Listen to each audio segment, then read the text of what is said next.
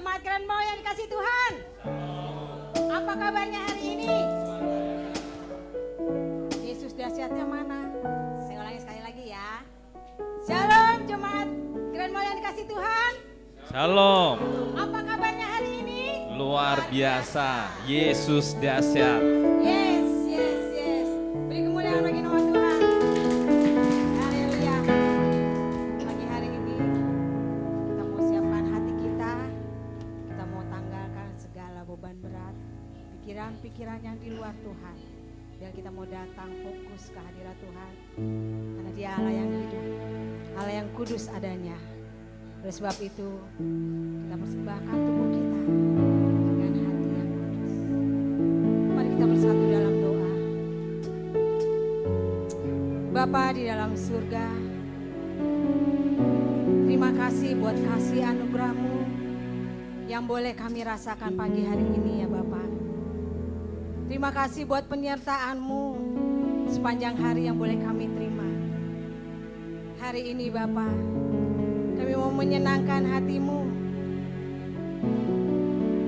Oleh sebab itu Bapa, kami mengundang otoritas-Mu boleh hadir di tengah-tengah kami, melingkupi setiap hati kami pribadi lepas pribadi Bapa. Agar pujian penyembahan kami menjadi dupa yang harum ya Bapa di hadapan-Mu, yang dapat menyenangkan hati-Mu. Terpujilah nama-Mu Bapa. Haleluya. Amin. Kita mau angkat satu pujian, ku naikkan syukur.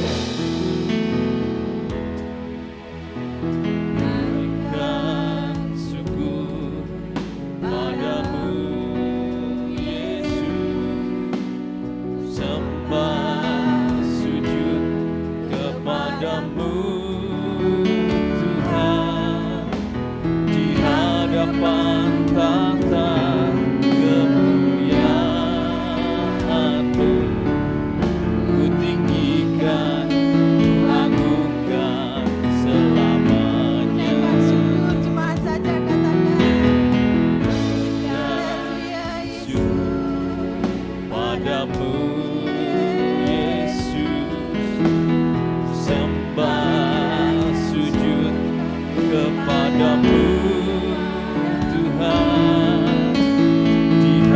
hadapan tahta kemuliaan-Mu.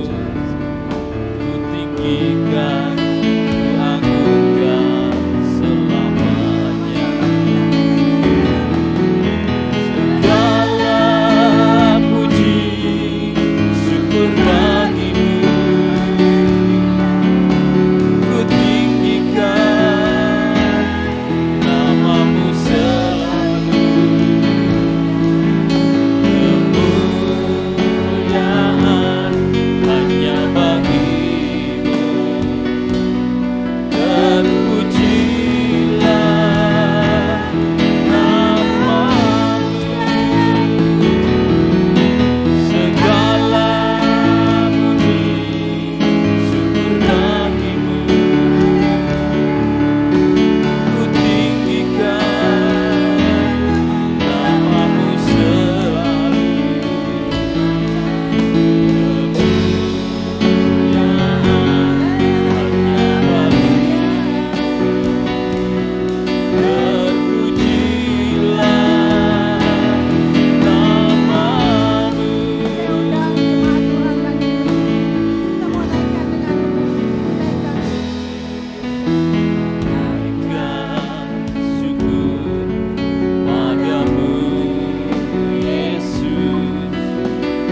Sembah sujud kepadamu, Tuhan.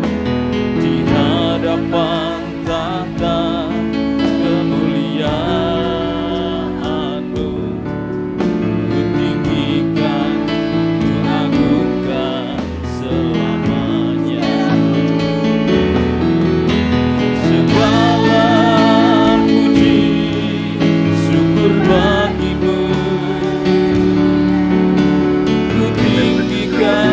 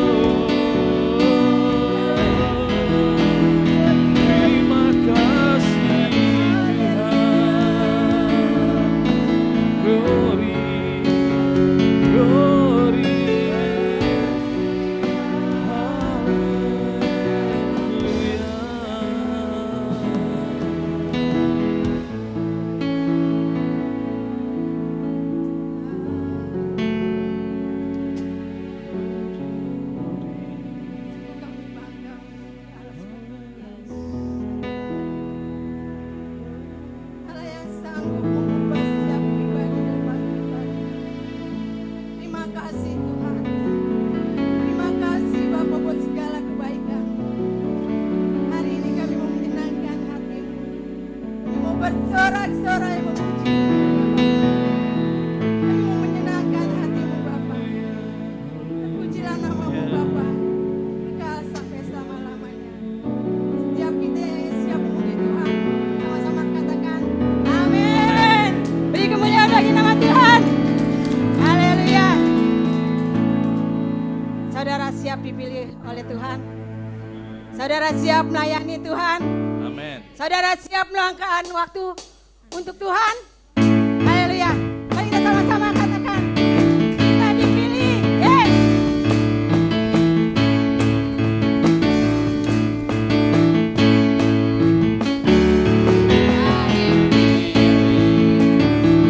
Segala bangsa, amin. Kita dipilih. Jadi apa?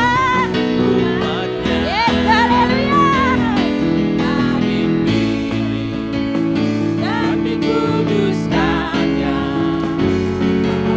kemuliaan hanya bagi Dia. Saudara mau bersorak bagi nama Tuhan? Amin. Kalau bersorak bagi nama Tuhan, mukanya seperti apa ya? Kita harus bergembira, kita menyambut Dia, karena Dialah kita yang hidup. Ada amin?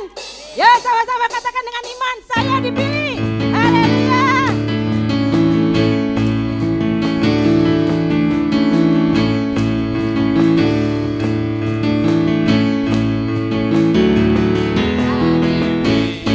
Hari apa? Haleluya. Terima kasih Tuhan. Kita dipilih.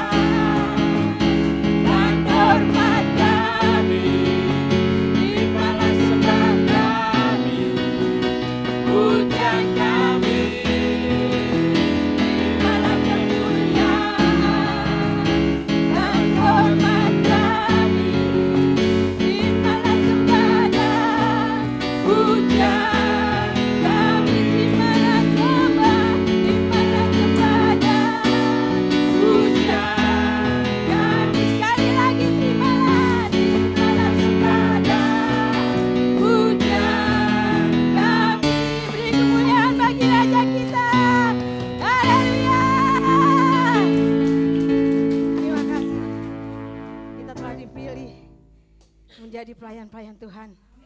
Amin, saudara kasih. Oleh sebab itu, kita mau menceritakan kebaikan Tuhan. Karena Dia adalah Allah yang hidup. Haleluya, Yesus. Terima kasih Bapa. Kau besar.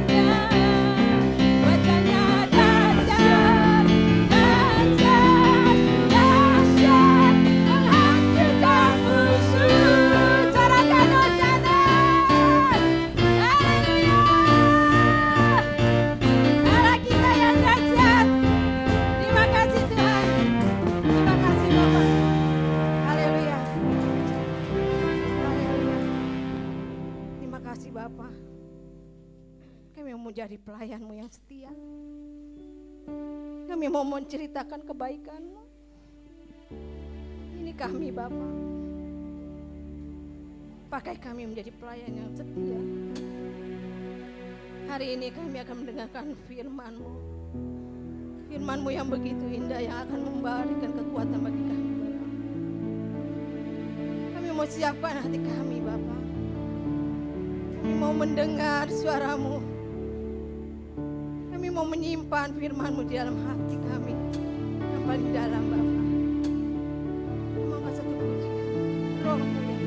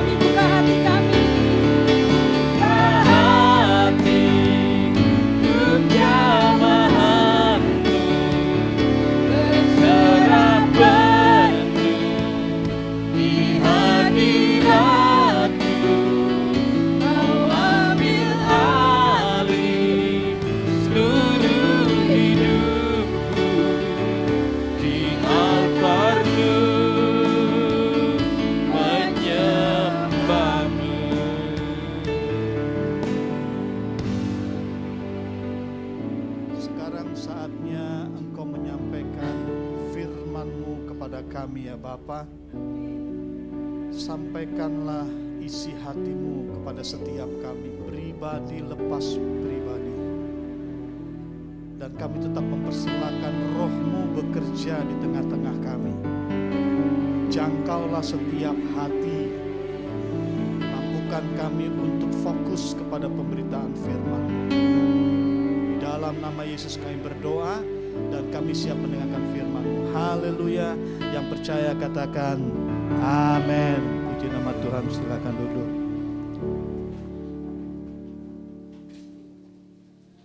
Saya baru naik ke Gunung Hermon barusan. Sampai tingkat yang ketiga saya menggeh-menggeh. Saya berpikir saya tidak akan pernah tua. Tapi ketika saya tadi ngaca, udah tua juga saya. Saya katakan ini untuk membuka sedikit kesadaran kepada kita bahwa tidak ada yang perlu dibanggakan dalam hidup ini. Kita ini penuh dengan kelemahan dan kekurangan. Semua bisa berubah dalam kehidupan kita. Untuk itu kita harus bergantung kepada pribadi yang tidak akan pernah berubah. Pribadi itu bernama Yesus Kristus. Kita mudah berubah, tapi pribadi Yesus tidak akan pernah berubah. Dan kita tahu sekarang dunia sedang berjalan menuju ke perubahan yang serius. Perubahan yang membatasi dan semakin membuat kita tidak bisa berbuat apa-apa. Kalau saudara perhatikan berita-berita sekarang, semuanya memberikan pesan waspada, hati-hati, siap-siap. Karena apa? Krisis sedang melanda bukan cuma Indonesia, tetapi dunia. Dalam hampir setiap bagian manusia sedang menghadapi krisis. Tapi kita perlu bersyukur. Berita baiknya adalah bersama Tuhan kita bisa. Bersama Tuhan kita akan menang. Haleluya. Nah, bulan ini gereja kita akan sama-sama dipimpin oleh sebuah tema, yaitu diperlengkapi untuk memuaskan hati Allah. Bulan yang lalu kita mempelajari tentang tema dibentuk untuk pelayanan atau dibentuk untuk melayani Tuhan. Nah, saya merasa terbeban kepada kita sekalian untuk berusaha dengan serius meresponi anugerah Tuhan dan semakin dalam mengenal Tuhan. Karena apa? Sekali lagi saya ingatkan, semua bisa berubah. Tapi kalau kita mengenal Tuhan yang tidak pernah berubah itu, kita akan bisa hadapi semua masalah dalam kehidupan ini. Ya, untuk itu kita harus bersedia diperlengkapi oleh Tuhan supaya Tuhan dipuaskan melalui kehidupan kita. Dan salah satunya yang memuaskan hati Allah adalah ketika kita meresponi panggilannya. Panggilan untuk apa? Panggilan untuk berubah dan panggilan untuk melayani Dia. Ya. Nah, sebelum lebih jauh, saya ajak kita baca ya. Injil Matius pasal yang ke-7 ayat ke-15 sampai ayat yang ke-20. Injil Matius pasal yang ke-7 ayat 15 sampai dengan ayat 20. Saya akan baca ayat yang ganjil, Bapak Ibu sekalian ayat yang genap dengan bersama-sama ya. Saya mulai ayat yang ke-15. Waspadalah terhadap nabi-nabi palsu yang datang kepadamu dengan menyamar seperti domba, tetapi sesungguhnya mereka adalah serigala yang buas. Silakan.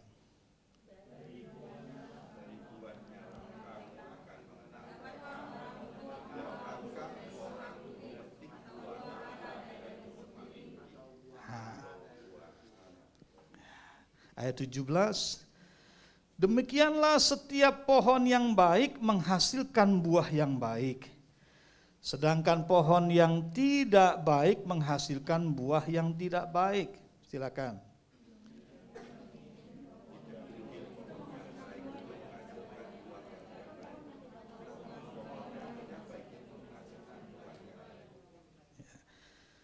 Dan setiap pohon yang tidak menghasilkan buah yang baik pasti ditebang dan dibuang ke dalam api. Ayat 20, jadi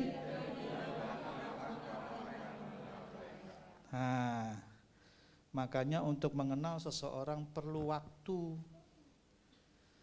supaya kita tahu sebenarnya dia ini apa dan siapa, gitu ya. Dan sebuah pernikahan itu kan juga harus melalui proses pengenalan yang namanya pacaran. Ya, jangan menikah asal menikah, kenal seminggu langsung rapet. Ya, itu memangnya dermaga, ya, kan enggak. Nah ini sebuah proses yang sebetulnya harus kita jalani di dalam kita mengembangkan kerohanian kita, ya. Nah, salah satu hal yang perlu kita perhatikan ketika kita menggunakan kesempatan yang Tuhan anugerahkan kepada kita untuk sebuah proses, kita harus ikuti dengan serius. Hati-hati dengan pemikiran instanisme yang sedang merasuki banyak manusia pada hari-hari ini, termasuk kehidupan orang-orang percaya. Semua pengennya cepat, gampang, berhasil.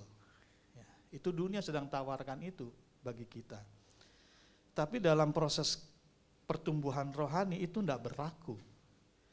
Kita harus mengikuti prosesnya Allah, bukan keinginan kita. Dan berkenaan dengan pelayanan yang memuaskan hati Allah adalah pelayanan yang harus disertai dengan tindakan pribadi yang penuh dengan kesejatian, kemurnian. Maka tema renungan kita pada siang hari ini adalah bertindak sebagai pelayan sejati. Ketika kita dipanggil untuk melayani dan kita meresponi, kita melayani, kalau tidak ada kesejatian dalam pelayanan kita, itu tidak akan memuaskan hati Allah.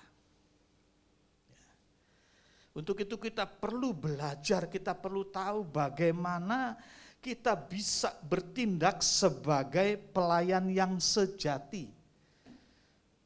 Tuhan proses semua kehidupan para pelayan Tuhan. Dan kalau boleh kembali lebih awal, saya ingatkan kepada kita, saya pernah berbicara di tempat ini waktu kita masih ada di Jalan Borobudur, ya. Dan saya sering singgung soal ini. Orang Kristen yang sungguh-sungguh Kristen, dia pasti mau terlibat di dalam pelayanan. Dia tidak akan rela membuang waktunya cuma duduk diam. Ya. Dan ingat, pelayanan adalah merupakan panggilan tertinggi orang-orang percaya. Jadi kalau saudara ingin ada di posisi yang layak di hadapan Tuhan, posisi yang menyenangkan hati Tuhan, saudara harus terlibat dalam pelayanan. Enggak boleh jadi orang-orang Kristen yang nganggur rohani. Sorga bukan tempatnya orang-orang pengangguran rohani. Sorga tempat orang-orang yang bekerja.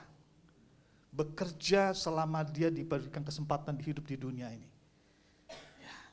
Bekerja untuk menjadi seorang pelayan Tuhan. Bukan pelayan gereja. Bukan pelayan organisasi. Bukan pelayan manusia. Tetapi pelayan Tuhan. Pertanyaannya adalah, bagaimana supaya kita menjadi pelayan seperti yang Tuhan mau? Apakah harus di belakang mimbar ini? Jadi orang yang menyampaikan firman Tuhan. Apakah harus seperti Om Igo yang memegang bass dengan main semangat. Saya senang lihat Om Igo hari ini loh, main bassnya kayak pemain bass dari The Beatles. Ya, saya senang Om Igo, semangat. Waktu main drum juga, saya lihat ada pemain drum luar biasa di sini. Ya, pelayanan bukan cuma keyboard, bass, drum, bukan cuma WL, singers. Pelayanan terlalu banyak, saudara, yang perlu dilakukan oleh orang-orang percaya. Keluargamu adalah gerejamu.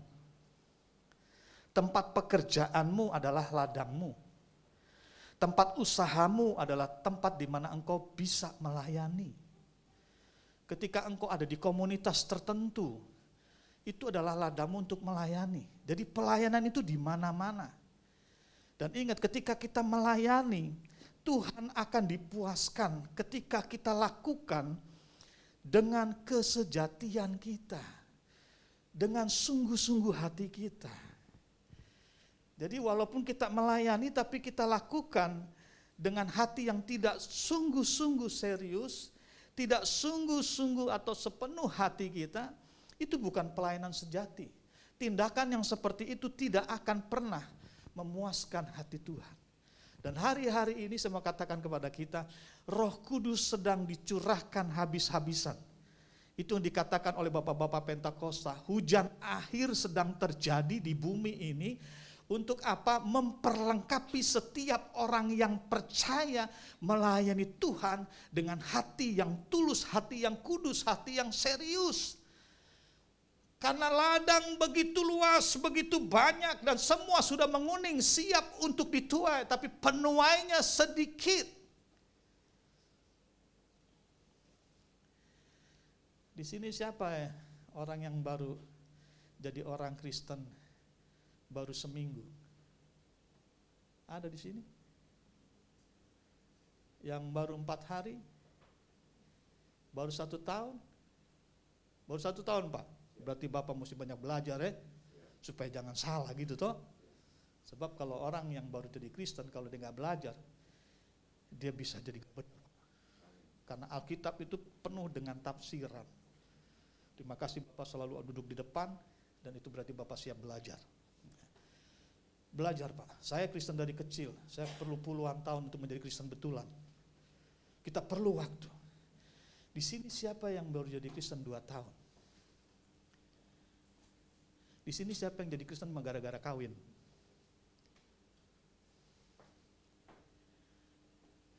Kalau kita cuma jadi orang Kristen seperti itu, semua katakan, kita sulit sekali bertumbuh atau meresponi panggilan Tuhan menjadi pelayan yang memuaskan hati Allah. Sulit sekali, karena apa? Begitu banyak hal yang harus kita pahami, begitu banyak hal yang harus kita koreksi tentang kita. Begitu banyak hal yang harus kita dalami dalam kehidupan kerohanian kita. Apalagi dalam kondisi dunia yang seperti ini Bapak Ibu. Kita harus betul-betul serius mendengarkan panggilan, meresponi panggilan, bahkan mempersiapkan diri dan dengan bersiap diri diperlengkapi secara kuasa ilahi. Supaya lewat pelayanan kita, hati Tuhan dipuaskan. Yang setuju katakan amin. Haleluya. Jangan nunduk-nunduk tapi gak balik lagi kepalanya. Banyak orang kan kalau sudah jam segini kan jam lapar-laparnya. Ini jam ngopi kalau di kantor. Kadang-kadang kita nunduk dia gak balik-balik. Bapak Ibu, dari tindakan seseorang kita tahu siapa dia. Kita melayani Allah melalui pelayanan kepada orang lain. Ingat ya, jalan pelayanan kita itu selalu orang lain.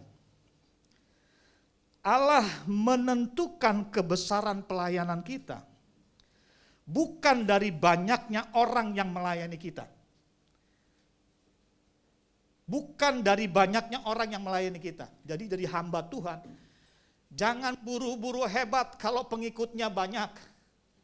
Kalau jemaatnya banyak, apalagi kalau dia menjadi hamba Tuhan, menjadi perhatian manusia. Manusia melayani dia, jangan buru-buru bangga. Karena hal itu tidak memuaskan Allah sama sekali. Yang memuaskan Allah adalah ketika kita memiliki banyak orang yang harus kita layani.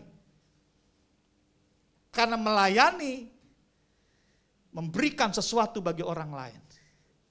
Dan pelayanan itu berkenaan tentang apa yang harus kita lakukan kepada orang lain. Bukan untuk kita. Bukan bagi kita. Di rumah, itu tempat pelayanan yang paling baik. Karena seringkali di rumah, itu menjadi tempat yang membuat kita benar-benar menjadi pelayan yang sejati. Di gereja, kita bisa pakai sayap malaikat. Senyumnya manis, tegurannya ramah, kepala mudah sekali menunduk dan merendah. Tapi bagaimana di rumah? Saya lihat banyak, begitu di rumah, dia seperti onta, angkat leher, angkat muka, nggak bisa ditegur, nggak bisa minta maaf. Saudara, ingat, Tuhan pengen hatinya dipuaskan dengan tindakan kita. Untuk itu kita bersyukur firman yang kita baca tadi ada penekannya di situ. Di dalam ayat yang ke-15, ayat 18 dan 20, kalau saya sambungkan berkata seperti ini. Tidak mungkin pohon yang baik itu menghasilkan buah yang tidak baik. Ataupun pohon yang tidak baik menghasilkan buah yang baik. Jadi dari buahnya lah kamu akan mengenal mereka. Kita akan dikenal melalui tindakan-tindakan kita. Melalui apa yang kita lakukan. Bukan apa yang kita katakan. Sekarang ini banyak orang yang mudah berkata-kata dan memamerkan kata-katanya lewat YouTube. Mudah sekali mengatakan sesuatu, tetapi perlu diragukan tindakannya. Ya. Jadi kesejatian kita, kemurnian kita, ketulusan kita, itu akan terlihat melalui semua yang kita jadikan tindakan dalam kehidupan kita. Ada lagu lama waktu zaman saya masih muda, karena saya mengakui saya sekarang sudah tua. Waktu saya masih muda ada lagu jazz pertama, yang nyanyi itu Mergy Sigers, yang iringin lagunya itu Ireng Maulana CS, pemain keyboardnya itu Jack Lesmana, pemain gitarnya itu Ireng Maulana. Wah, itu orang-orang hebat. Lagunya bilang begini, apakah benar-benar sayang padaku? Kalau kau benar-benar cinta, jangan katakan semua itu, tapi tingkah laku. Kalau kita ingin tunjukkan bahwa kita pelayan sejati, orang Kristen sejati, tindakan kita ini yang dilihat orang, bukan cuma dengerin kata-kata kita. Nah, lebih jauh saya mendapatkan melalui renungan kita, ternyata ada 3 ciri pelayan yang sejati. Ada 3 hal yang dimiliki oleh seorang pelayan sejati. Orang yang meresponi Tuhan dengan sepenuh hati. Yang pertama, pelayan sejati memperhatikan kebutuhan. Bukan mencari kebutuhan, tapi memperhatikan kebutuhan. Galatia 6 ayat 10 berkata, karena itu selama masih ada kesempatan bagi kita, marilah kita berbuat baik kepada semua orang, tetapi terutama kepada kawan-kawan kita seiman. Jadi yang pertama-tama tindakan kita harus kita arahkan kepada keluarga seiman kita. Bukan cuma keluarga kita, tapi keluarga, kawan-kawan seiman kita. Dan itu harus disertai dengan pemahaman apa yang dibutuhkan oleh orang itu. Kadang-kadang banyak orang salah ya. Dia telepon malam-malam, begitu berpikir bahwa, Pak Budi, besok saya nggak ngerti mesti makan apa. Pikiran kita bilang, wah ini duit nih. Nggak selalu seperti itu.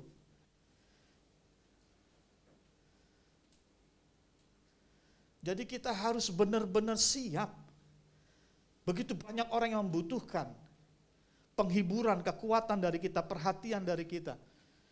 Dan tidak semua kebutuhan bisa dipenuhi dengan memberi duit.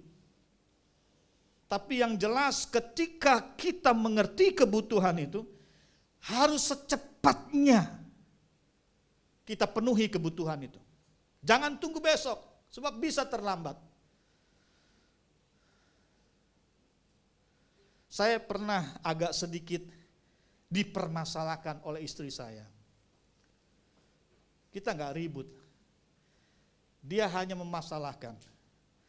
Kenapa kemarin waktu saya bilang papa besuk dia, papa nggak pergi besuk?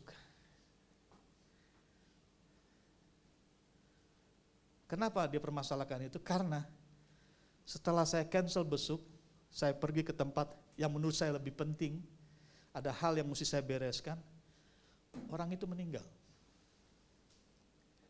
Padahal kalau saya pergi besuk, saya masih bisa sempat ketemu ngomong-ngomong, paling dia ada kepuasan dari pihak keluarga. Saudara, waktu kita tuh begitu cepat dan bisa berganti sewaktu-waktu.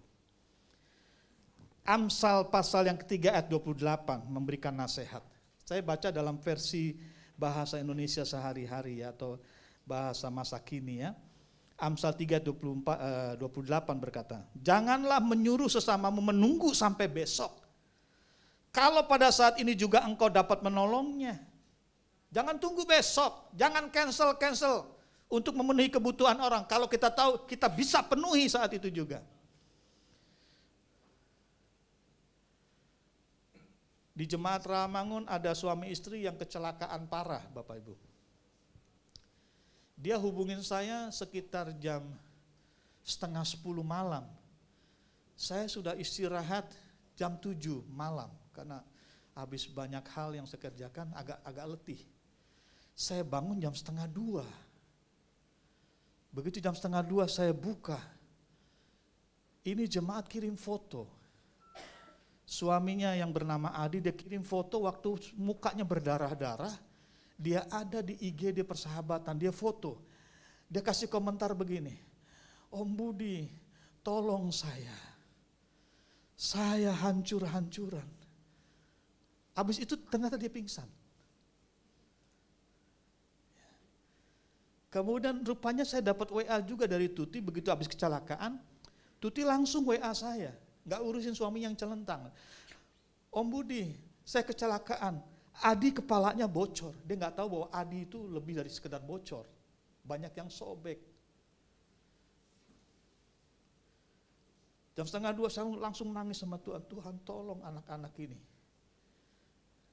Saya mau pergi, anak saya gak ada. Saya gak berani bawa mobil sendiri.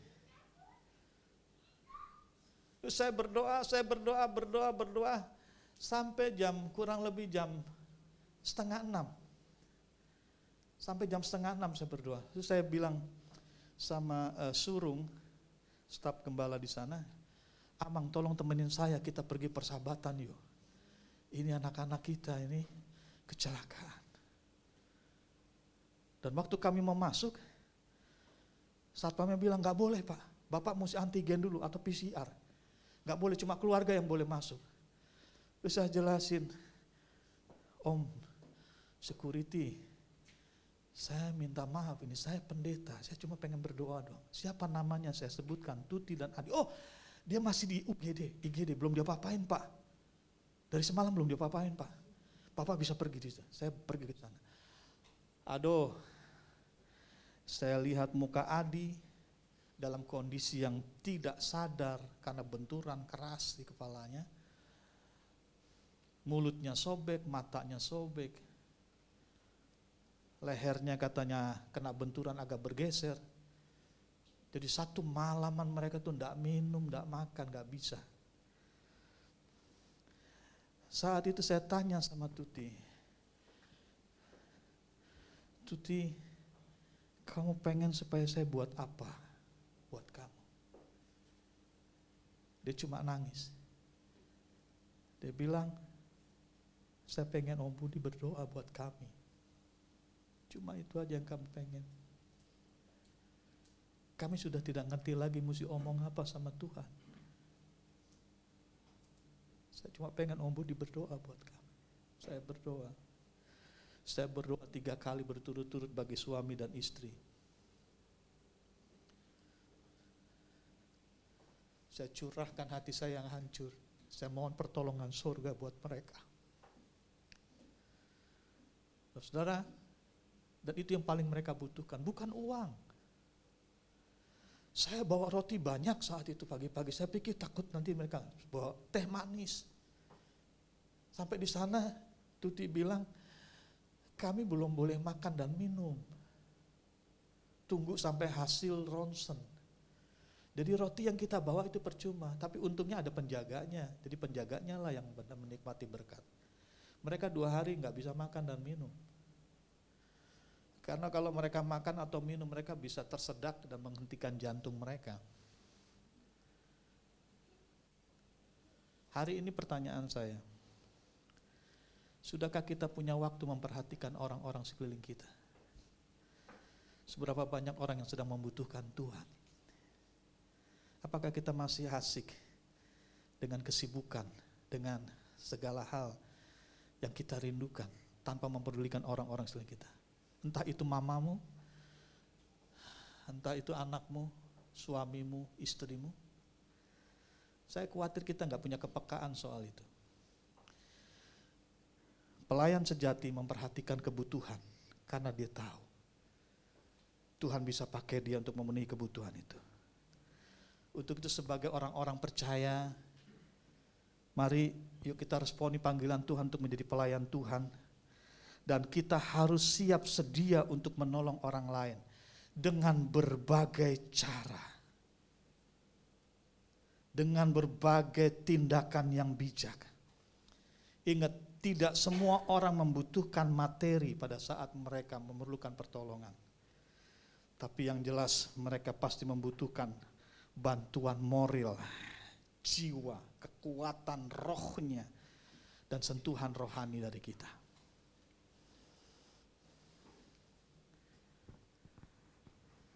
Saya menderita sekali loh hari itu. Saya merasa sedang berhadapan dengan anak saya yang menderita. Saya hancur hati banget. Adi tiba-tiba bangun. Dia sadar. Terus tiba-tiba dia tidur. Dia ngorok.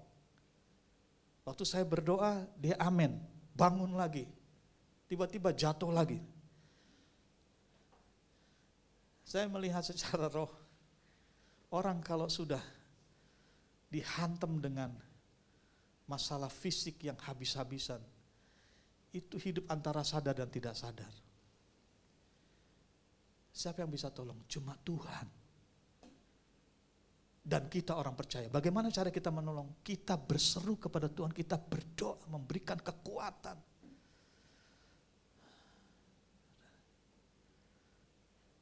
Kemarin waktu Tuti mau dioperasi, dia punya patahnya itu selang begini, saudara. Jadi nggak begini. Jadi mesti ditarik dulu itu kaki. Kesenggol sedikit aja sakit. Dia bilang begini, saya nggak ngerti rasanya operasi nanti gimana Om, berdoalah. Buat saya ya Om, berdoa buat saya Om, saya takut. Saya takut nanti kalau dokter bedah saya, ternyata tulang saya hancur, nanti gimana Om? Jadi ketakutan yang luar biasa. Saya video call, karena kita nggak boleh masuk sudah. Penderitaan yang luar biasa, saya bilang tenang, Tuhan ada di pihak kamu. Tadi pagi saya coba video call sama dia. Saya lihat, dia sudah cengengesan, dia godain saya loh, coba. Masih di tempat tidur rumah sakit, dia godain gembalanya. Dia bilang, hehehe Om, nyerinya sudah hilang. Sekarang saya enak kayak di hotel Om. Pagi-pagi dapat bubur, jam 10 dapat susu. Susu 2 kali sehari Om. Makan 3 kali sehari. Cuma saya curiga nih Om. Curiga kenapa? Kayaknya badan saya jadi gemuk. Bisa bercanda saudara. Dan saya percaya, sebagian jemaat di sini juga terlibat dalam doa itu. Dan itu merupakan hasil memperhatikan kebutuhan orang. Itu baru satu, banyak hal yang lain. Datang besuk kepada orang tua. Umurnya 96 tahun ini. Kau datang ke tempat dia selalu pesan gini, Pak Pendeta, tolong jangan berdoa supaya saya panjang umur. Cihana tahu siapa orangnya. Tolonglah berdoa supaya Tuhan cepat panggil saya sudah capek. Makan udah males. Mau ngapa-ngapain juga udah bingung. Jalan gak bisa. Maunya cuma marah, tersinggung. Itu kan gak jadi berkat hidup saya. Tolong jangan berdoa supaya saya umur panjang ya. Yang lucu waktu ulang tahun saya ke sana, saya bawa beberapa orang. Tolong jangan doain saya supaya umur panjang. Kebutuhannya apa pada saat itu orang tua kita ini? Kebutuhannya adalah memberikan kekuatan, penghiburan, supaya dia sabar menghadapi semua sampai hari di mana Tuhan panggil. Bukan duit, bukan materi, bukan kehadiran juga setiap hari dia bilang. Pokoknya Pak Pendeta datang doa untuk itu udah saya puas. Sampai tahun depan Om datang juga nggak masalah. Ya, tapi saya diberikan kemantepan bahwa kalau Tuhan sudah panggil saya pasti ke surga. Pertanyaannya buat kita, apa yang sudah kita lakukan bagi orang-orang yang membutuhkan, yang kita tahu mereka membutuhkan Tuhan. Yang kedua, apa tindakan dari seorang pelayan yang sejati? Pelayan sejati akan melakukan yang terbaik dari apa yang mereka miliki. Bukan yang tidak mereka miliki, tapi dari apa yang mereka miliki. 2 Korintus 8 ayat 12 berkata, 2 Korintus 8 ayat 12, sebab jika kamu rela untuk memberi, maka pemberianmu akan diterima. Kalau pemberianmu itu berdasarkan apa yang ada padamu, bukan berdasarkan apa yang tidak ada padamu. Pelayan sejati tidak boleh ngoyo, nggak boleh mentang-mentang, tapi harus mengetahui siapa dirinya dan dia harus tahu apa yang dimilikinya. Pelayan sejati tidak boleh mengada-ngada. Kalau memang nggak bisa ya bilang nggak bisa. Kalau bisa ya jujur bilang bisa. Kalau nggak punya jangan punya-punyain. Ya bilang aja saya nggak punya. Karena Tuhan tahu. Dan ingat, Tuhan tidak pernah salah pilih orang untuk menjadi pelayannya. Waktu Tuhan panggil Musa, apakah Tuhan salah pilih Musa? Tuhan tahu bahwa Musa itu bukan pandai, orang yang gak pandai bicara. Tapi apakah Tuhan salah? Dan Tuhan tidak paksa. Tapi Tuhan bicara dengan hatinya. Yang ciptain lidahmu itu siapa? Yang bikin orang bisu dan berbicara itu siapa? Di sini Tuhan ingin kita dengan jujur mengakui keberadaan kita. Dan kita melayani dia dengan apa yang ada pada kita. Ada orang yang gak bisa nyanyi. Suaranya gak ada di not. Tapi dia punya tempat lain untuk pelayanan. Ternyata di tempat yang tepat Tuhan pakai dengan luar biasa. Tidak semua pengkhotbah hebat bisa nyanyi. Ada pengkhotbah hebat, kalau habis khotbah, dia pengen supaya WL yang nyanyi. Karena apa? Suaranya fals. Khotbah yang penuh urapan ketika dia nyanyi langsung turun. Karena suaranya gak nyambung. Tapi apa yang dia buat? Dia punya hikmat. Ketika selesai khotbah, selesai tantangan, diserahkan kepada orang yang bisa nyanyi. Tapi ada orang yang gak bisa khotbah. Pada saat dia mengangkat pujian, hadirat Tuhan turun. Ada orang yang tidak bisa berdiri di belakang mimbar. Tapi kalau mengerjakan sesuatu di belakang orang, hasilnya luar biasa. Saudara, ini akan Tuhan kerjakan. Yang penting kita harus tahu apa yang kita miliki. Dan yang kita miliki itulah kita harus berikan yang terbaik buat Tuhan. Ada orang, saya punya kawan kalau ngomong itu gagap. Orang yang gak minder, cuma kalau ngomong ya gagap. Tapi dipakai Tuhan luar biasa. Dalam hal apa? Dalam hal desain. Kalau dia desain untuk sebuah majalah, luar biasa. Tapi kalau ngomong begitu lama, saudara. Ada joke yang mengatakan untuk supaya bisa melakukan penjualan tinggi, kita harus berinisiatif dan harus kreatif ya, supaya si calon pembeli itu bisa tertarik. Ini ada orang gagap membaca satu-satu. Dia ingin supaya buku yang dia mau jual ini laku. Gini caranya, dia baca di depan semua orang. Sampai orang-orang kan pada gregetan tuh. Baca satu halamannya lama. Daripada lama-lama kita bayarin aja langsung. Laku lah buku itu. Ingat, setiap orang Tuhan berikan hikmat kepada kita. Tapi Tuhan ingin jujur. Kita harus lakukan apa yang kita, maksudnya dengan apa yang kita miliki. Jangan pakai kelebihan orang lain. Jangan pakai cara orang lain. Jangan pakai barang orang lain. Apa yang kita miliki itu yang kita serahkan kepada Tuhan. Dan Tuhan pengen supaya hal itu menunjukkan kemuliaannya. Kalau saudara baca setiap orang-orang hebat dalam Alkitab, semua orang yang tercatat dalam Alkitab tidak punya kelebihan, yang ada adalah kekurangan. Rasul Paulus, rasul yang hebat luar biasa. Penulis surat-surat terbanyak dalam Perjanjian Baru. Saudara tahu apa yang dia gumuli? Dia pengen terlepas dari kelemahan tubuhnya, dan Tuhan tidak izinkan dia untuk terlepas dari itu.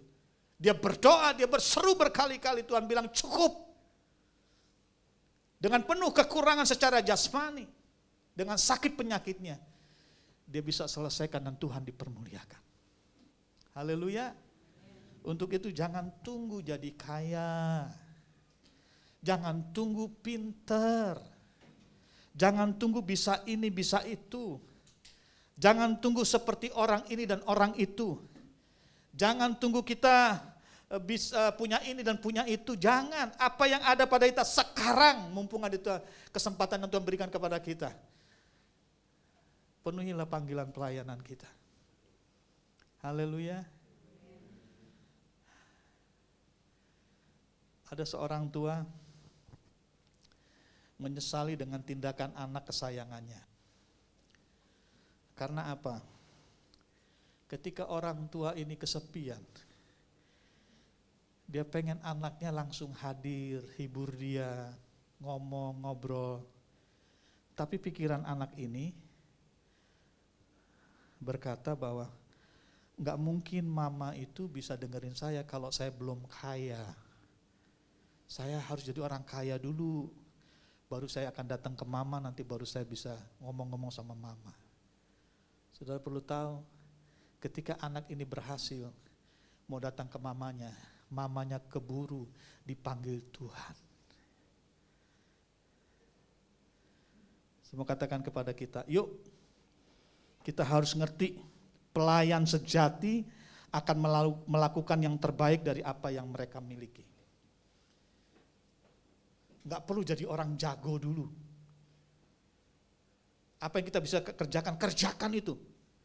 Dengan tulus, dengan murni, Tuhan akan kembangkan semua. Om Tony pernah cerita, dan dia pernah bersaksi di belakang mimbar, di tengah-tengah khotbahnya. Saya catat itu. Menurut pengakuan Om Tony, gembala saudara, dia dulu gak bisa apa-apa. Gak bisa main gitar, gak bisa main keyboard. Tapi setelah mulai tercebur dalam pelayanan, menceburkan di dalam pelayanan, dia bisa gitar, bisa keyboard. Kenapa? Dia lakukan dengan apa yang Tuhan berikan. Jadi Om Tony ini jago musik. Gak ada yang tahu aja.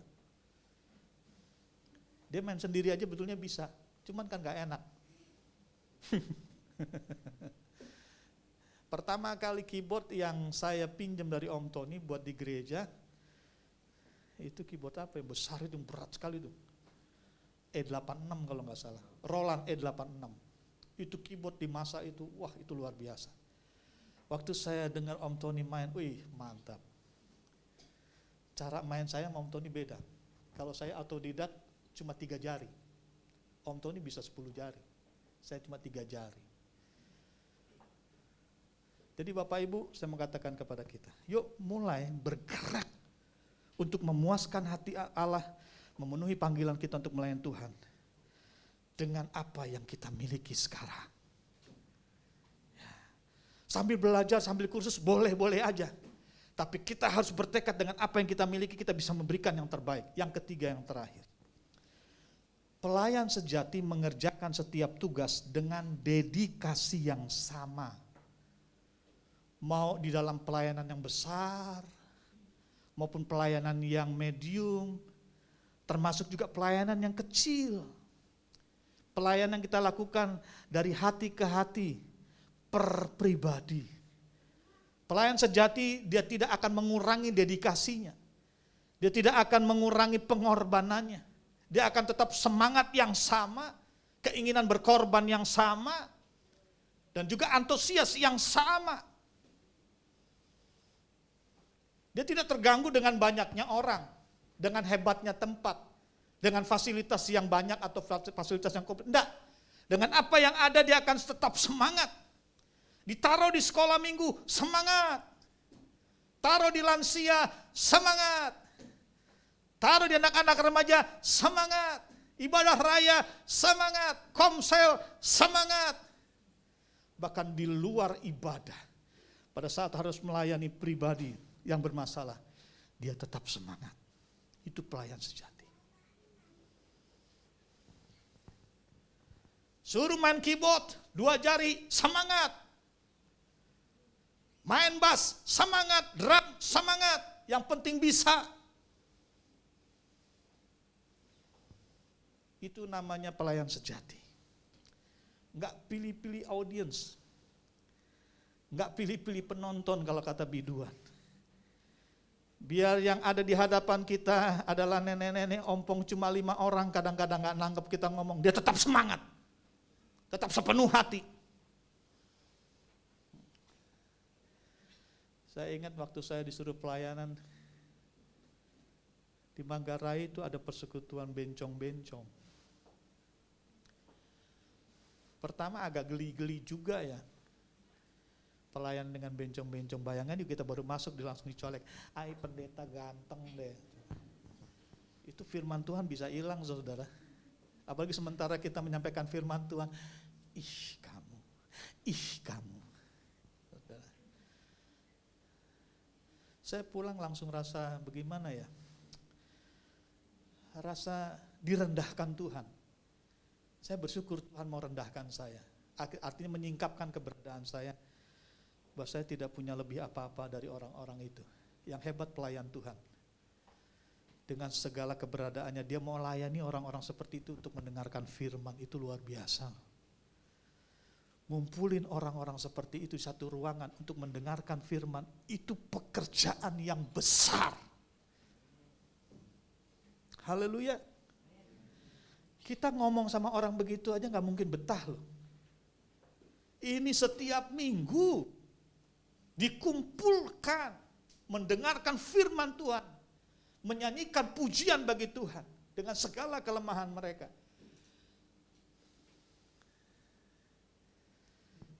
Dulu Kali Jodoh, sebelum yang ada sekarang ini, itu di dalamnya, di dalam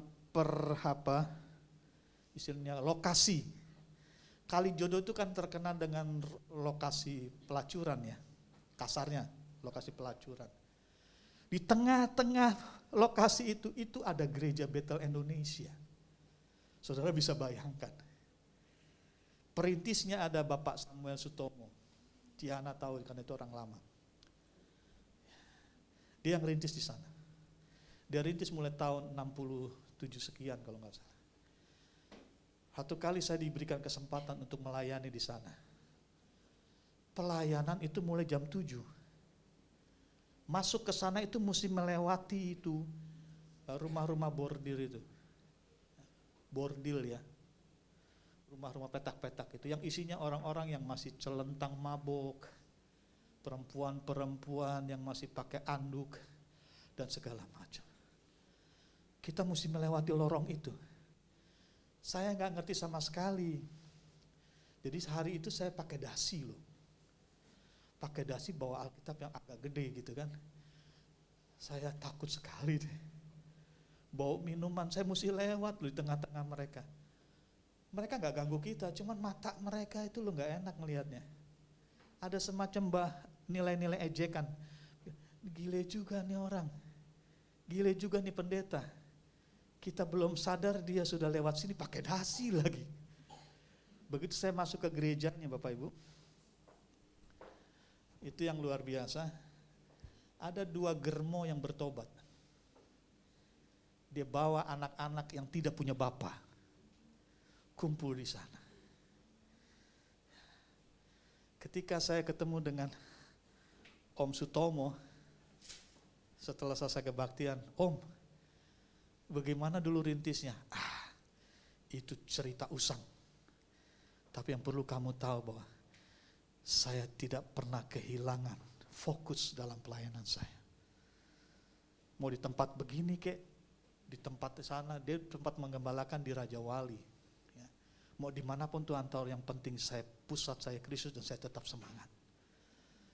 Kadang-kadang ya, terus terang, kita tergoda dengan perasaan dan penilaian kita. Kita seringkali melayani orang-orang yang menyenangkan hati kita. Kita tidak peduli dengan orang-orang yang pernah melukai hati kita. Pelayan sejati tidak tergoda untuk itu. Pelayan sejati harus mengerjakan setiap tugas dan selalu mengerjakan setiap tugas dengan dedikasi yang sama. Mau dihormati, mau enggak, dia akan tetap melayani. Kolose 3 ayat 23 berkata, Kolose 3:23 berkata, apapun juga yang kamu perbuat, perbuatlah dengan segenap hatimu seperti untuk Tuhan dan bukan untuk manusia. Galatia 6 ayat 3, kalau saya bacakan dalam versi bahasa sederhana dikatakan, kalau ada yang merasa dirinya istimewa padahal tidak demikian, ia membohongi dirinya sendiri. Sesungguhnya ia tidak berarti apa-apa. Maksudnya gini, orang kalau berdedikasi pilih-pilih tempat itu orang-orang yang sombong, orang yang menganggap dirinya punya nilai, punya arti, padahal di hadapan Tuhan kebanggaan kita, kehebatan kita, posisi kita, apapun yang kita miliki yang menurut kita Tuhan akan, maksudnya menurut kita manusia menghargai kita, semua kata itu omong kosong. Karena kehebatan kita nggak punya nilai apa-apa di hadapan Tuhan. Kita tidak punya hak untuk membanggakan diri dan menyombongkan diri. Di hadapan Tuhan kita tidak punya arti apa-apa. Ketika kita merasa berarti, sebetulnya kita sedang membohongi diri kita. Saya senang dengan ungkapan dari pendeta siapa itu, saya simpan di otak saya simpan di hati saya. Dia bilang gini, orang yang gak cakep lah yang biasanya pura-pura cakep atau merasa jadi cakep. Kalau orang udah cakep gak perlu lagi merasa cakep, karena memang dia sudah cakep. Biasanya orang yang merasa cakep itu orang yang gak cakep. Orang yang merasa pinter itu biasanya orang yang gak pinter. Karena orang yang pinter nggak perlu lagi merasa pinter karena dia sudah pinter. Nangkap maksud saya? Orang yang berkenan di hadapan Tuhan itu tidak lagi merasa bahwa dia berkenan, enggak. Karena dia sudah tahu dia berkenan di hadapan Tuhan. Jangan pura-pura seperti orang yang berkenan. Karena kita sedang membohongi diri kita. Pelayan sejati tidak boleh punya sikap seperti itu. Karena dia harus berhadapan dengan tugas di depannya dengan hati yang tulus. Ada catatan penting. Kita tidak akan pernah sampai ke puncak kehidupan ini jika kita hanya melakukan hal-hal yang di atas tanpa melakukan tugas yang di bawah. Sekali lagi, ya, kita tidak akan pernah sampai ke puncak kehidupan ini jika kita hanya melakukan hal-hal yang di atas tanpa melakukan tugas yang di bawah. Kita tidak akan menjadi orang yang memuaskan hati Tuhan kalau kita hanya mengerjakan hal-hal yang mudah, hal-hal yang hebat, tapi melewati atau meremehkan hal-hal yang sederhana, hal-hal yang kadang-kadang merendahkan kita. Hari ini adalah hari keputusan kita bersama. Saya berharap dan saya berdoa, ambillah keputusan untuk bertindak sebagai pelayan sejati. Haleluya. Colek sama orang di sampingnya. Yuk jadi pelayan sejati mulai sekarang.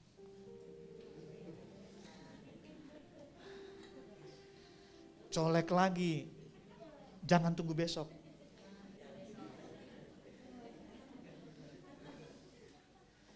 Haleluya.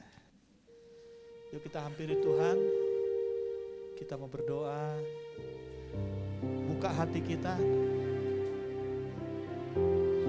Hampiri Tuhan dengan hatimu. Dengan segala keberadaanmu, dengan segala kerinduanmu.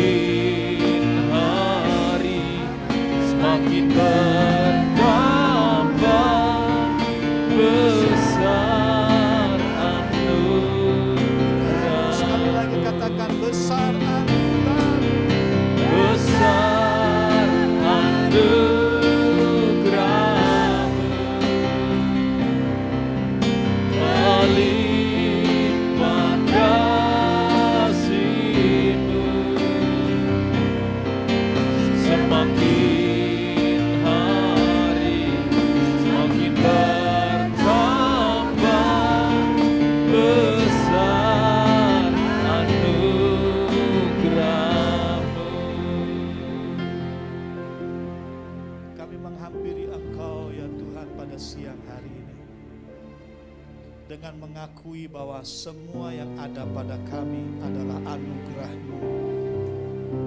Tidak ada kebanggaan yang perlu kami angkat di hadapan-Mu Tuhan, karena semua yang ada dan kami miliki adalah kasih karunia Tuhan.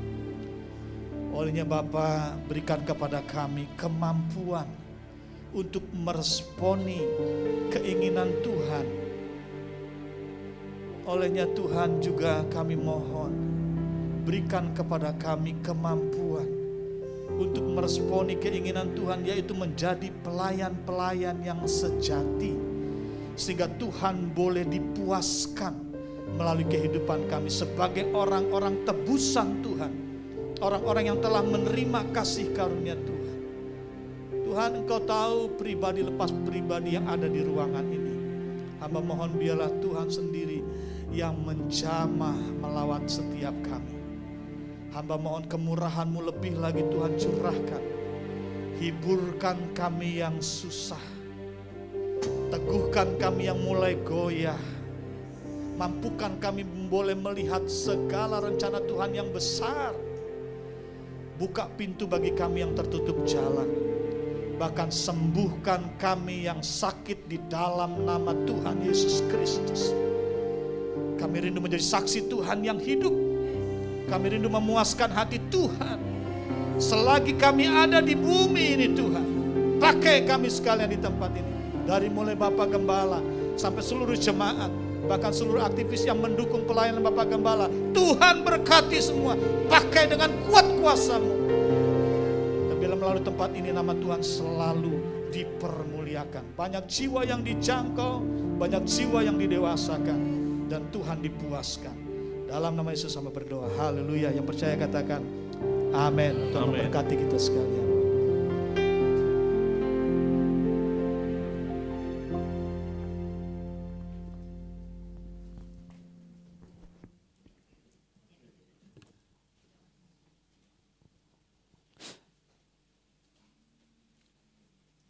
Shalom, saudara diberkati oleh Tuhan. Berapa banyak yang diberkati oleh Tuhan? Amin, puji Tuhan. Saya ingin menyambut kepada saudara yang baru kali ini datang. Ada? Ada ya, semua sudah di atas 2 kali datang. Terima kasih. Hah? Oh iya, Ibu Selvi ya. Ya silakan Ibu berdiri. Kita akan menyambut Ibu Selvi. Selamat datang Ibu Selvi, Tuhan memberkati, dan kami mengundang kalau Ibu belum punya tempat ibadah yang tetap, bisa bergabung dengan kami pada minggu-minggu mendatang. Terima kasih, Tuhan Yesus memberkati. Terima kasih Pak Budi yang telah menyampaikan firman Tuhan pada pagi hari ini. Kiranya Tuhan memberkati. Saudara mungkin ada yang belum kenal Pak Budi ya. Di GBI ini terkenal ada pendeta 3. Pendeta pembantu, pendeta muda, pendeta tua. Pendeta penuh Pak Budi. Jadi Pak Budi adalah hamba Tuhan atau mengembalakan di GBI Pusat di Rawamangun ya. Jadi ini kita adalah cabang dari GBI Rawamangun. Pak Budi sudah tua ya? Belum ya. Masih ganteng, masih gagah. Terima kasih untuk supportnya Pak Budi untuk gereja di cabang Grand Mall ini. Tuhan memberkati. Saudara, seperti biasa, puasa, jadwal puasa kita setiap hari Selasa.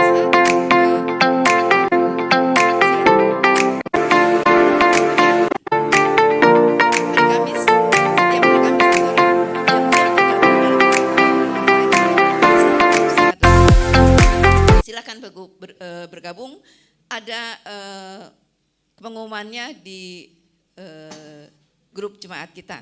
Saudara bisa bergabung, bukan saja yang staff, tetapi semua jemaat dihimbau untuk dapat bersama-sama berdoa pada setiap Kamis jam 7:30 malam. Persembahan, saudara sudah tahu dimasukkan ke amplop, masukkan ke kas yang ada di belakang. Dan setiap minggu kedua dan minggu keempat ada amplop yang berwarna biru, ungu. Ungu itu untuk dana Natal kita ya, setiap minggu kedua dan minggu keempat. Jadi sekarang dibagikan 2 amplop, minggu depan 1, minggu depannya lagi 2 amplop.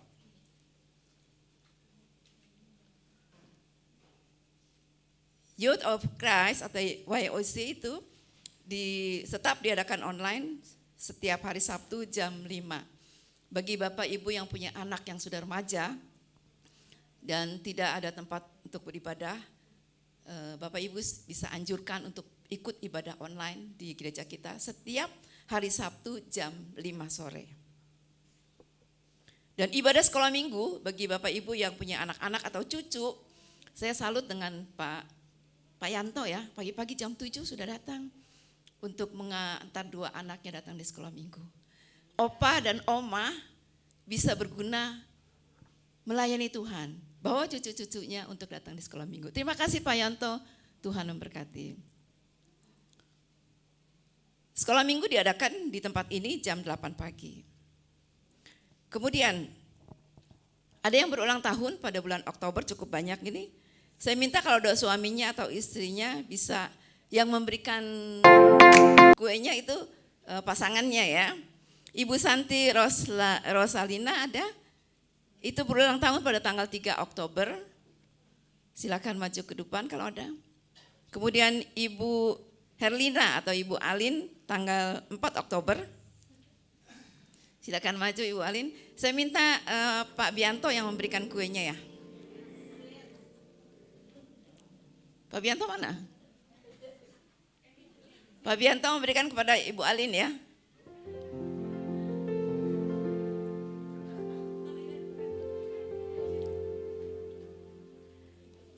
Kemudian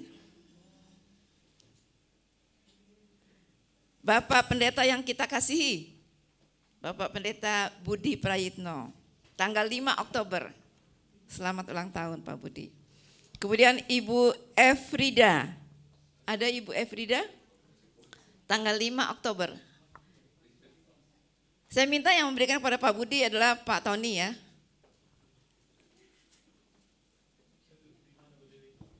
Sebelah kanan Pak.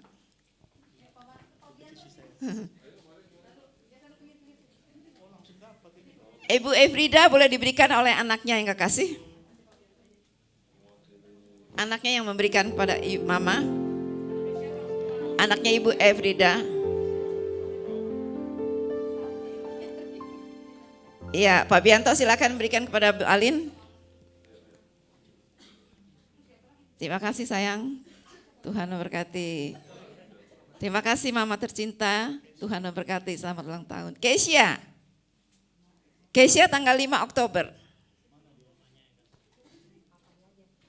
Silakan papanya Keisha memberikan kepada Keisha. Ya, Bang Tigor mewakili Ibu Santi ya. Pak Manto memberikan kepada anak kekasih. Selamat ulang tahun Keisha. Mana Keisha? Ya. Mari kita memuji Tuhan. Umur panjang di tangan kanan. Umur panjang di tangan kanan. Umur panjang di tangan kanan, di tangan kirinya kekayaan dan kehormatan selama-lamanya. Umur panjang. Umur panjang di tangan kanan, di tangan kirinya kekayaan dan kehormatan selama-lamanya. Tiup lilinnya. Tiup lilingnya, tiup lilingnya, tiup lilingnya sekarang juga, sekarang juga, sekarang juga. Ya, kita akan mendengarkan ucapan dari masing-masing yang berulang tahun. Pak Pendeta dulu deh. Dari sini samping Pak Pendeta dulu. Saya mewakili Pak. Terima kasih atas ucapan dan doa untuk istri saya. Semoga Tuhan Yesus memberkati. Kasihnya singkat karena kuenya kecil kali. Ini nggak adil nih, masa orang jauh kasihnya gede. Terima kasih buat kita semua. Saya merasa disayangi. Saya merasa dikasihi, saya merasa dimiliki oleh kita sekalian. Saya hanya bisa berdoa buat kita sekalian supaya kita tetap maju dan terus berkembang. Dan terus bersedia dipakai Tuhan dimanapun kita berada, khususnya di tempat ini. Jadikanlah gerejamu sebagai rumahmu untuk bertumbuh, menjadi dewasa dan menghasilkan buah bagi kepuasan hati Tuhan. Terima kasih buat kesetiaan guru sekolah minggu saya. Cihana ini guru sekolah minggu saya dia. Sampai tua, udah tua belum sih? Gurunya lebih pintar, muridnya lebih pintar dari gurunya. Saya udah tua juga. Itu aja, terima kasih ya. Terima kasih untuk supportnya Pak Budi. Saya mengucapkan terima kasih buat seluruh jemaat yang sudah mendoakan dan mengucapkan ulang tahun buat saya. Tuhan Yesus memberkati kita semua. Saya mengucapkan terima kasih buat ucapan serta doa-doanya. Tuhan Yesus memberkati. Terima kasih untuk semua ucapan doanya kepada saya. Tuhan Yesus memberkati. Amin. Tuhan memberkati semua. Saudara, hari ini tadi saya mau bawa souvenir, tapi ketinggalan. Bagi saudara yang mau, silakan menjawab pertanyaan saya. Apa judul tema besar kita bulan Oktober? Tadi Pak Budi sudah berkata. Diberkati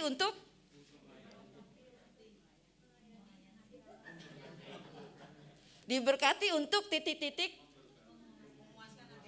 Amin. Ya, Ibu Yanti yang dapat. Satu lagi kebagian nih.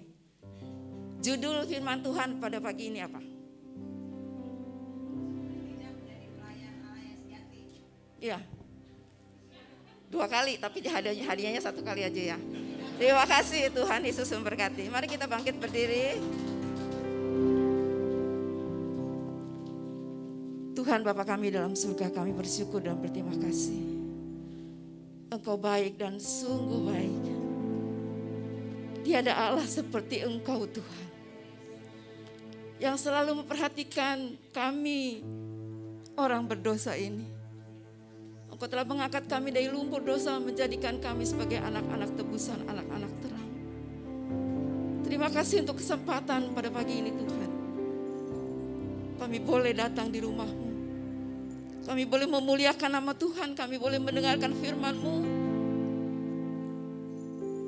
Setiap kali pada waktu kami mendengarkan firman Tuhan, biarlah firman Tuhan itu akan tertanam di dalam hati dan pikiran kami.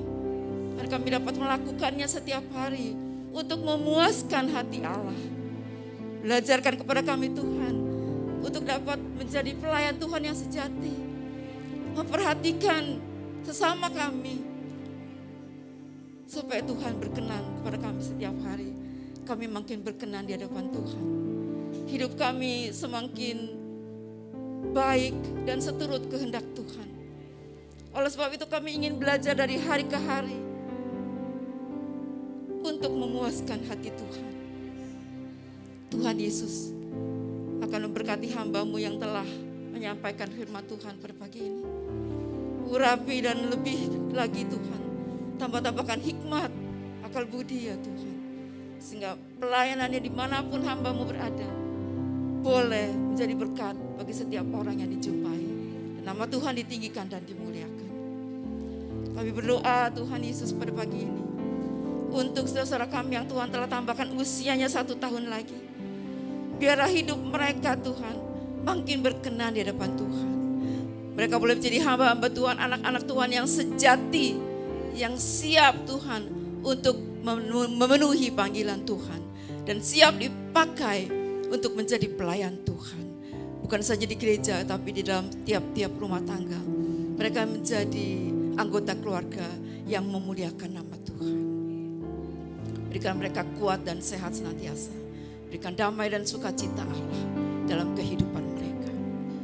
Tuhan Yesus, kami berdoa untuk jemaat-Mu yang sakit pada saat ini. Apapun yang mereka derita, sakit jasmani, sakit rohani, kami berdoa di dalam nama Tuhan Yesus Kristus. Tuhan jamah dari ujung rambut sampai telapak kaki. angkat setiap sakit penyakitnya, setiap masalah yang dihadapi, berikan jalan keluar, berikan kemenangan, berikan kesembuhan yang ajaib. Kami menyerahkan ke dalam tangan-Mu. Kami juga berdoa ya Tuhan, untuk ruko ini yang kami tempati, yang tidak lama lagi akan berakhir. Kami percaya Tuhan akan menolong kami dan Tuhan akan memberkati kami dengan dana-dana yang Tuhan sendiri akan mengirimkan Tuhan itu buat kami. Belajarkan kepada kami untuk dapat berusaha mencari dana untuk Tuhan menunjang pelayanan pekerjaan Tuhan di tempat ini. Kami berdoa untuk Ibu Wong ya Tuhan, yang telah memberikan tempat pada kami dengan harga yang cukup murah. Biarlah harga itu Tuhan tidak akan melonjak tinggi, tapi tetap kalau boleh Tuhan. Kami berdoa di dalam nama Tuhan Yesus Kristus, jamah Ibu Wong Tuhan, berikan hati yang berbelas kasih, hati yang bijaksana, di dalam nama Tuhan Yesus Kristus. Kami juga berdoa Tuhan untuk bangsa negara kami, yang tidak lama lagi akan menghadapi pemilu, dan suhu politik mulai ada terasa bagi kami rakyat Indonesia. Tetapi kami berdoa kiranya Tuhan menjagai, malaikat Allah berjaga-jaga untuk Indonesia. Tidak ada kerusuhan, tidak hal-hal yang membuat kami menjadi susah. Biar Tuhan setiap kami dapat menjaga keutuhan NKRI, keamanan ada terjaga di Indonesia ini. Kami berdoa untuk Bapak Jokowi ya Tuhan, yang baik hati, yang sudah memimpin Indonesia sekian tahun dan hasil kerjanya nyata. Biar Engkau tetap menjaga, melindungi, berikan kekuatan dan kesehatan, hikmat yang dari Tuhan. Buat Pak Jokowi, wakil, untuk keluarga mereka semua, Tuhan menjaga dan melindunginya. Terima kasih Tuhan, kami menyerahkan bangsa Indonesia ke dalam tangan pengasihan-Mu. Terima kasih Bapa, di dalam nama Tuhan Yesus Kristus, kami berdoa dan mengucap syukur. Mari kita mengangkat kedua tangan kita. Dan hari ini sebelum kita berpisah kembali ke masing-masing aktivitas dan rumah tangga kita, bawalah pulang berkat yang baru dari Bapa di surga. Bawalah kasih yang sempurna dari Tuhan kita Yesus Kristus, serta penyertaan dari Allah Roh Kudus mulai hari ini, bahkan sampai selama-lamanya, sampai Tuhan Yesus datang kedua kali. Haleluya, haleluya.